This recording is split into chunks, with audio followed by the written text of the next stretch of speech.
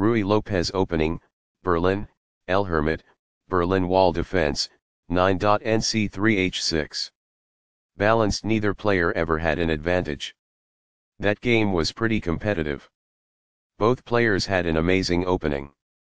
Opening with the king's pawn controls the center and opens up the light-squared bishop and queen, often leading to sharp games.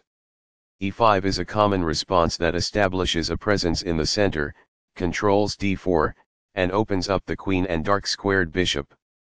Nf3 develops the knight toward the center, attacks the e5 pawn, and prepares to castle. Nc6 develops the knight toward the center, protects the pawn on e5, and eyes the d4 square. The Ruy Lopez opening develops the bishop to immediately attack the knight on c6, the lone defender of the e5 pawn. Nf6 develops the knight and attacks the undefended e4 pawn. Castling gets the king out of the center and activates the rook. Nx e4 captures the e4 pawn and places the knight in the center of the board where it controls many important squares. d4 opens up the center, attacks the e5 pawn and allows the dark-squared bishop to develop. d6 retreats the knight to a central square where it attacks the bishop on b5.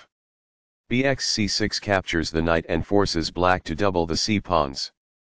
dxc6 captures the bishop, opens up the d-file and allows the light-squared bishop to develop. dxe5 captures the e5 pawn, attacks the knight on d6 and controls the f6 square. nf5 moves the knight to an active square where it controls d4. qxd8 plus trades queens and stops black from castling. kxd8 recaptures the queen.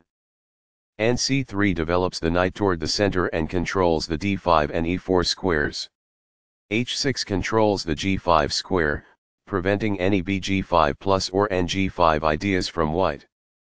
Balanced, neither player ever had an advantage. That game was pretty competitive. Both players had an amazing opening.